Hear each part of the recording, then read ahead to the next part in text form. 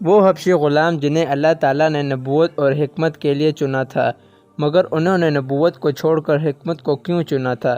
انہوں نے حکمت کو نبوت پر ترجیح کیوں دی تھی؟ وہ حکیم کون تھے جو اس دنیا کے تمام حکیموں کے سردار ہیں، اور اللہ تعالیٰ نے ان کا ذکر قرآن مجید میں بھی خوبصورت انداز کے ساتھ کیا ہے؟ وہ کون سے 3 شخص ہیں جو نبی تو نہیں تھے مگر اللہ تعالیٰ نے ان کا ذکر قرآن مجید میں کیا ہے؟ ان میں سے حضرت ذوالقرنین، حضرت طالوت اور حضرت لقمان حکیم ہیں۔ لقمان حکیم کو ان دونوں سے زیادہ اہمیت دی گئی ہے کیونکہ قرآن مجید کی ایک سورت ہے جس کا نام سورہ لقمان ہے۔ اس سورت میں اللہ تعالیٰ نے سورہ لقمان کے بارے میں بیان کیا ہے۔ سورہ لقمان کے رکوع نمبر 2 میں کچھ نصیحتیں ہیں جو لقمان حکیم نے اپنے بیٹے کو کی تھی۔ وہ نصیحتیں اللہ تعالیٰ کو اتنی پسند آئیں کہ اللہ تعالیٰ نے ان نصیحتوں کو آیتوں میں اتارا۔ وہ نصیحتیں یہ ہیں: اے میرے بیٹے، کبھی اللہ کے ساتھ کسی کو شریک نہ کرنا، یعنی اس کی عبادت میں کسی دوسرے کو شریک نہ کرنا، کیونکہ اللہ تعالیٰ کے ساتھ کسی کو شریک کرنا ایک بہت بڑا گناہ ہے اور اس گناہ کی کوئی معافی بھی نہیں۔ بے شک اللہ وحدہ لا شریک ہے۔ اور فرمایا: اے میرے لخت جگر، اگر کوئی عمل رائی کے دانے کے برابر ہی کیوں نہ ہو، چاہے وہ کسی پہاڑ یا کسی چٹان میں کیوں نہ چھپا ہو، اللہ تعالیٰ اسے تمہارے سامنے لے آئے گا۔ بے شک میرا اللہ بڑی عظمت اور حکمت والا ہے۔ نماز قائم کرو، نیکی کا حکم دو اور برائی کے کاموں سے روکو۔ نیکی کے رستے میں جی جان سے کام کرو۔ اگر نیکی کے رستے میں تمہیں کوئی رکاوٹ ہو تو اسے برداشت کرو۔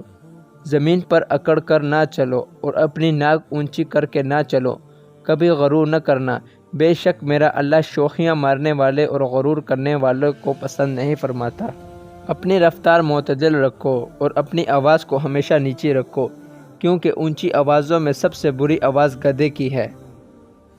ناظرین، آپ میں سے بہت سے لوگوں نے حضرت لقمان حکیم کے بارے میں سنا اور پڑھا ضرور ہوگا۔ شاید کم ہی لوگ ہوں گے جو حضرت لقمان حکیم کے بارے میں نہیں جانتے۔ حضرت لقمان حکیم کون تھے؟ زمانہ قدیم میں حضرت لقمان حکیم کے بہت سے اقوال اور نصیحتیں مشہور تھیں جنہیں لوگوں نے یاد کر کے اور تحریر کر کے انہیں تاریخ میں زندہ رکھا۔ حضرت لقمان حکیم کا تعلق سوڈان سے تھا اور وہ افریقی لوگوں میں سے تھے، یعنی وہ افریقی تھے۔ حضرت لقمان حکیم حضرت ابراہیم علیہ السلام کی نسل سے تعلق رکھتے تھے، کیونکہ آپ افریقی تھے جو غلام کی حیثیت سے عرب آئے تھے۔ آپ شکل و صورت کے اعتبار سے کچھ خوبصورت نہ تھے، کیونکہ افریقیوں کا رنگ سیاہ ہوتا ہے، اسی لیے آپ کا رنگ بھی سیاہ اور قد میں آپ چھوٹے تھے۔ ناظرین، تاریخ میں 3 حبشیوں کا ذکر خوبصورتی اور کثرت سے کیا گیا ہے، جن میں حضرت بلال حبشی، حضرت لقمان حکیم اور حضرت ابوبکر صدیق کا غلام مہجہ۔ ناظرین، یہ 3 حبشی اس تاریخ کے سب حبشیوں میں سے بہترین تھے۔ روایتوں کے مطابق آپ نے حضرت داؤد علیہ السلام کا زمانہ بھی دیکھا ہوا تھا اور آپ بنی اسرائیل میں قاضی کی حیثیت سے بھی کام کر چکے تھے۔ اللہ تعالیٰ نے آپ کو ایسی چیز سے نوازا تھا جو اس زمانے میں کسی کے پاس بھی نہ تھا۔ حضرت لقمان حکیم کو اللہ تعالیٰ نے 100 انسانوں کے دماغ کے برابر حکمت عطا کی تھی۔ اللہ تعالیٰ نے آپ کو جڑی بوٹیوں کے علم سے بھی نوازا تھا۔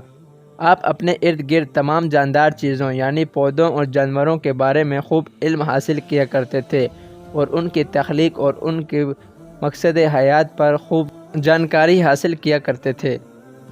ایک دفعہ آپ ایک درخت کے نیچے لیٹے ہوئے تھے کہ اچانک آپ کی آنکھ لگ گئی۔ آپ نے دیکھا کہ ایک فرشتہ آپ کے پاس اللہ کا پیغام لے کر آیا ہے کہ اللہ تعالیٰ آپ کو نبوت یا حکمت سے نوازنا چاہتے ہیں۔ آپ نبوت کو چننا چاہتے ہیں یا حکمت کو؟ چونکہ لقمان حکیم شروع سے ہی جاندار چیزوں کا مطالعہ کیا کرتے تھے، اس لیے آپ نے حکمت کو چنا۔ جب آپ کی آنکھ کھلی تو آپ نے اپنے دماغ میں تیزی محسوس کی اور آپ نے اپنے جسم اور دماغ میں غیر معمولی تیزی کو محسوس کیا۔ اس کے بعد آپ کسی بھی جاندار چیز کو دیکھتے تو آپ اس کی روحانی کیفیت تک پہنچ جاتے۔ اس کے بعد آپ نے اللہ تعالیٰ کا خوب شکر ادا کیا۔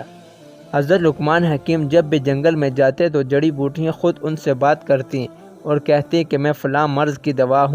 ایک مرتبہ حضرت لقمان کو بدقسمتی سے ایک قافلہ اپنے ساتھ قیدی بنا کر لے گیا اور کہیں لے جا کر انہیں بطور غلام بیچ دیا۔ اس کے بعد آپ کو بنی حساس نے خرید لیا، جو مصر کا انتہائی امیر اور سخی خاندان تھا۔ عرب کے لوگ آپ کی حکمت کی وجہ سے آپ کی بہت عزت کیا کرتے تھے۔ آپ کا آقا آپ کی حیران کن باتوں اور حکمت کی وجہ سے بہت متاثر تھا۔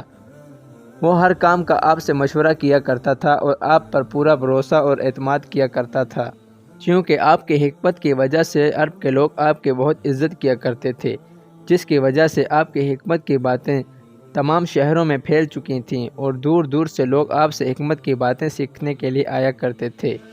ایک مرتبہ آپ کے آقا نے آپ سے ایک سوال کیا کہ اے لقمان، آپ نے نبوت کے بجائے حکمت کو کیوں چنا، جبکہ نبوت تو ایک اعلیٰ منصب تھا؟ جس پر حضرت لقمان نے فرمایا کہ اگر اللہ تعالیٰ مجھے نبوت دے دیتا تو یقیناً میں نبوت کے منصب کو پورا کر لیتا، مگر اللہ تعالیٰ نے مجھے پورا اختیار دیا تھا کیونکہ میں نے حکمت کو چنا۔ مجھے ڈر تھا کہ اگر میں نے نبوت کو اختیار کر لیا تو شاید اگر مجھ سے کوئی غلطی ہو جاتی تو پھر میں کیا کرتا، شاید میں نبوت کے اس بوجھ کو نہ اٹھا پاتا۔ روایتوں کے مطابق حضرت لقمان حکیم نے 1000 سال کی عمر پائی تھی۔